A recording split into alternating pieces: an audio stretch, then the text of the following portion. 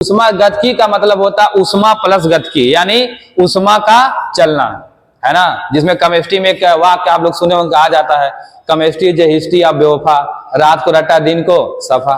यानी जब तक आप केमिस्ट्री को सही ढंग से रोजाना रिवीजन नहीं करेंगे तब तक केमिस्ट्री आपके मन में बसने वाला नहीं है ना। अब यहां मैंने एक परिभाषा आपको बताया था कि अल्बर्ट आइंस्टीन ने भी एक बातें कही थी कि जो उष्मागतिकी है ये कहीं ना कहीं एक भौतिक प्रक्रम है। कैसा प्रक्रम है? भौतिक। यानी ये चीजें हमें दिखती भी हैं। अगर हम उष्मागतिकी के परिभाषा की बात करें तो मैंने कहा था ये विभिन्न प्रकार की ऊर्जाओं का क्या है? संबंध है।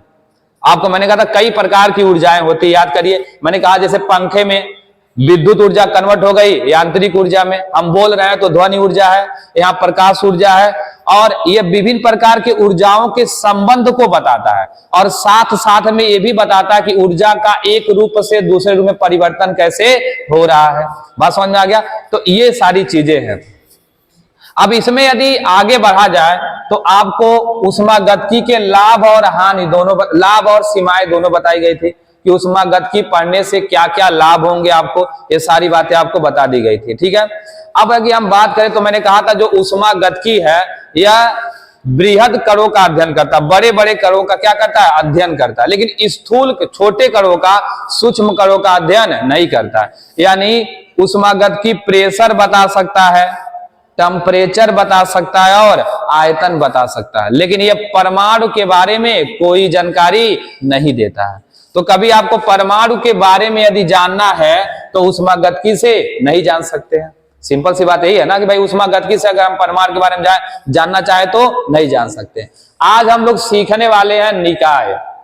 हम लोग सीखेंगे निकाय, परिवेश और परिसीमा।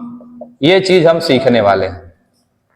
निकाय, परिवेश और परिसीमा, ये सारी चीज हम सीखने वाले हैं। निकाय यानी सिस्टम, है ना।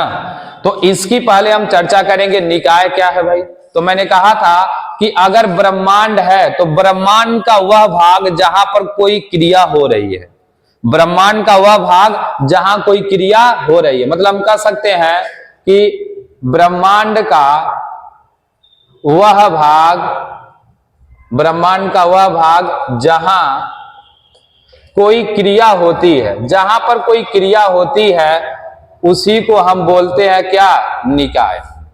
मतलब अगर मान लो हमने ये ब्रह्मांड मान लिया तो ब्रह्मांड के जिस जगह कोई प्रयोग हो रहा है, कोई काम हो रहा है, कोई क्रिया हो रही है, उसी जगह का नाम क्या होगा? निकाय।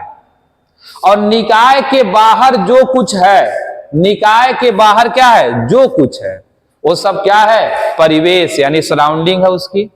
ठीक है। और निकाय और परिवेश को जो बांट रहा है उसी का नाम है परिसीमा। बातें सबको समझ में आ गई होंगी। परिसीमा, निकाय, परिवेश क्या होता है? क्लियर? कोई दिक्कत किसी को? तो निकाय का मतलब समझ गए निकाय क्या होता है? क्या होता है निकाय?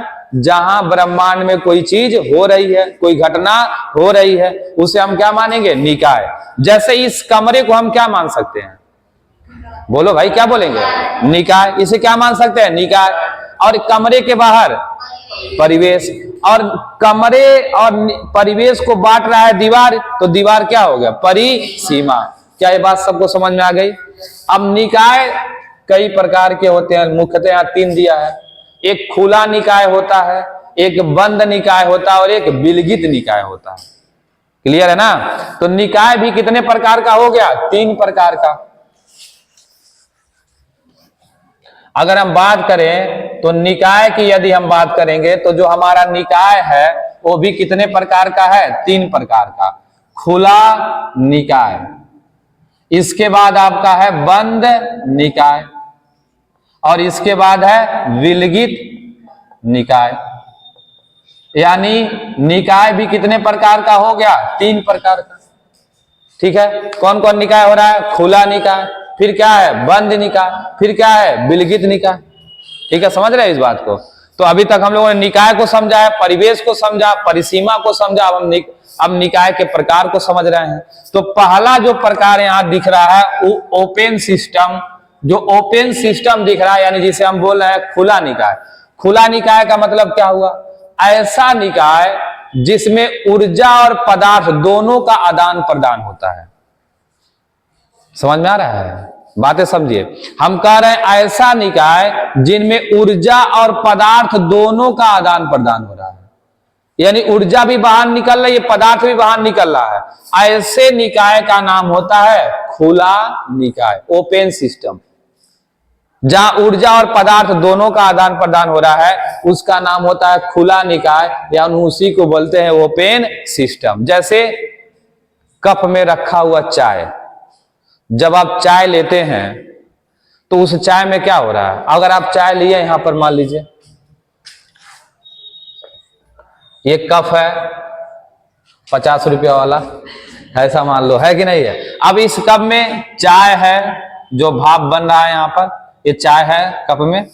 तो अगर आप देखेंगे तो ये जो चाय वाला कप रखा गया है ये किस निकाय को प्रदर्शित कर रहा है? खुला निकाय को। कैसे कि देखो इस चाय वाले कप से ऊर्जा तो बाहर जा ही रही है उष्मा के रूप में, साथ में अगर ज्यादा देर तक रख दोगे इस कप को ऐसे खुला ही, तो धीरे धीरे इसमें पदार्थ की मात्रा क्या हो जाएगी? कम हो जाएगी। चाय की मात्रा कम होगी कि नहीं होगी? इसका मतलब कहीं नहीं कहीं पदार्थ का भी तो हो रहा है यहां पर। तो ऐसा निकाय जिनमें क्या हो रहा है? ऊर्जा और पदार्थ दोनों का आदान प्रदान हो रहा है, ऐसे निकाय का नाम क्या होगा? खुला निकाय। जैसे हमारा तालाब किस निकाय में आएगा? खुला निकाय। तो गर्मी के मौसम भाप बनता कि नहीं बनता है? तो तालाब का पानी सूखता कि नहीं सूखता है? इसका मतलब वो कौन से निकाय को प्रदर्शित कर रहा है? खुला निकाय। जो पृथ्वी पर जीवन चल रहा है ये भी किस निकाय में आएगा? खुला निकाय। तो जहां पर ऐसे काम हो जहां पदार्थ और ऊर्जा दोनों बाहर निकल रहे हैं, यानी इस प्रकार के निकाय में ऊर्जा और पदार्थ दोनों का आदान प्रदान होता है, ऐसे निकाय का नाम क्या होता है? खुला निकाय। अब सोचिए, मैं इसी कप पर अगर प्लेट रख दूं, मैंने कप पर प्लेट रख दिया, अब तुम लोग सोच के बताओ हुआ क्या? अब क्या होगा? भाप नहीं निकल पाएगा। तो क्या निकलेगा फिर? भाप पानी में बदलेगा। और कुछ सोचो, सोचने का ही विषय साइंस। क्या हो रहा है? अब जैसे मैंने यहां पर कप रखा, एक काम तो हो रहा, अब पदार्थ बाहर नहीं निकल पाएगा, लेकिन अगर उस प्लेट पर तुम हाथ रखोगे गर्म लगेगा तुम्हें। इसका मतलब ऊर्जा या उष्मा क्या हो रही है? बाहर निकल रही है, लेकिन पदार्थ बाहर नहीं निकल रहा। यानी ऐसा निकाय जिनमें पदार्थ बाहर नहीं निकलता, अणु की हानि नहीं होती है, लेकिन ऊर्जा या उष्मा क्या होता है? बाहर निकलता है, ऐसे निकाय का नाम क्या होता है? बंद निकाय। क्या मेरी बात समझ पा रहे हो? बंद निकाय का मतलब हुआ ऐसा निकाय जिनमें पदार्थ बाहर नहीं निकल रहा है, लेकिन ऊर्जा क्या हो रहा है? बाहर निकल रहा है। जब ऊर्जा बाहर निकले लेकिन पदार्थ बाहर ना निकले, तो ऐसे निकाय का नाम क्या होता है? बंद निकाय। क्या मेरी बात समझ पा रहे हो? क्लियर हुआ कहानी है? अब मान लो तुम ठंडी का मौसम है, अब पढ़ाई कर रहे हो घर पर, अब चाह रहे हो कि चाय भी 12 बजे रात को भी चाय गर्म ही मिले, और बनाए हो 8 बजे का, तो इसके लिए कोई सिस्टम लगाना पड़ेगा ना। कौन सा थर्मस लोगे? वो वाला कौन? स्टील वाला। क्या नाम है उसका? मिल्टन का थर्मस लोगे। देखो बेफालतू मिल्टन का प्रचार भी हम लोग कर दिए है ना, कोई पैसा नहीं मिला तब भी। तो ऐसा निकाय, आप तो समझ ही गए होगे। खुले निकाय में क्या हो रहा था? पदार्थ और ऊर्जा दोनों की हानि हो रही थी। बंद निकाय में क्या हो रहा है? पदार्थ की हानि नहीं हो रही है, ऊर्जा की हानि हो रही है। अब विलगित निकाय में क्या होगा? न तो पदार्थ की हानि होगी न तो ऊर्जा की हानि।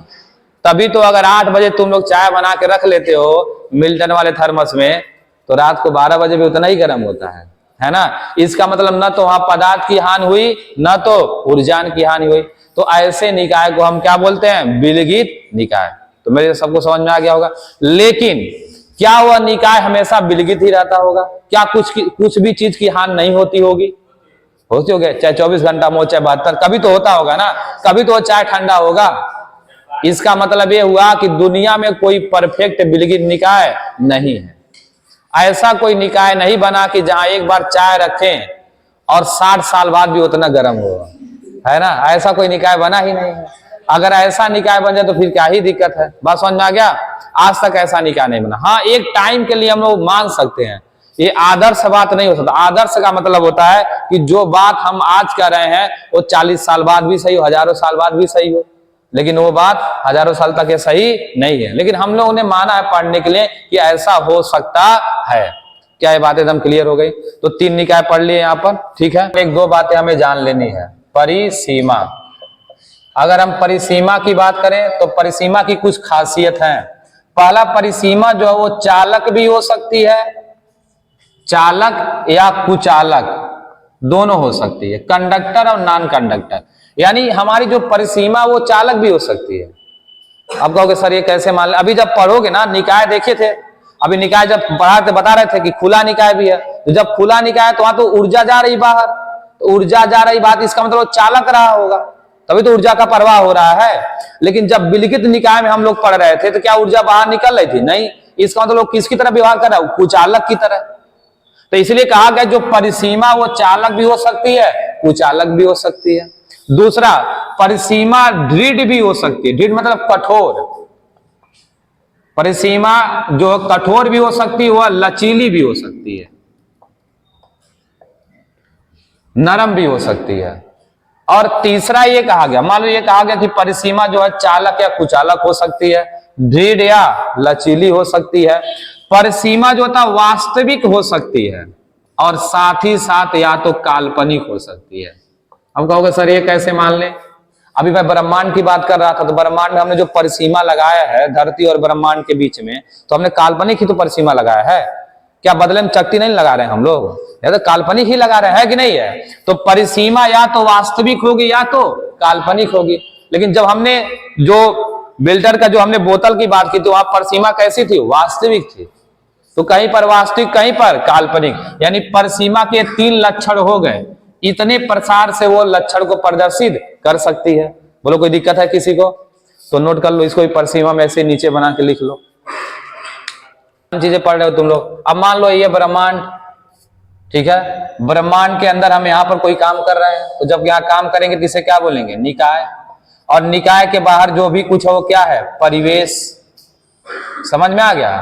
तो ये ब्रह्मांड हो गया, ये निकाय हो गई, निकाय के बाहर क्या? परिवेश। तो परिवेश और निकाय को यही तो बांट रही है ना, तो इसका नाम क्या होगा? परिसीमा।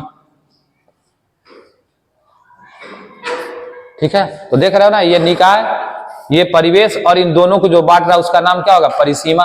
तो कोई पूछे आपसे, बताइए ब्रह्मांड जो है, ब्रह्मांड में हमें क्या चीज मिल रहा है? ब्रह्मांड में मिल रहा निकाय प्लस परिवेश, और परिवेश के साथ क्या मिल रहा है हमें? परिसीमा। यानी हमें ब्रह्मांड में 3 चीजें जोड़ देंगे हम लोग तो हमें प्राप्त किसकी हो जाएगी? ब्रह्मांड। क्या समझ में आ गया? तो ये चित्र बना लीजिए, हमेशा याद रहेगा कि हम कैसे जानेंगे इन चीजों को। ठीक है, बनाइए।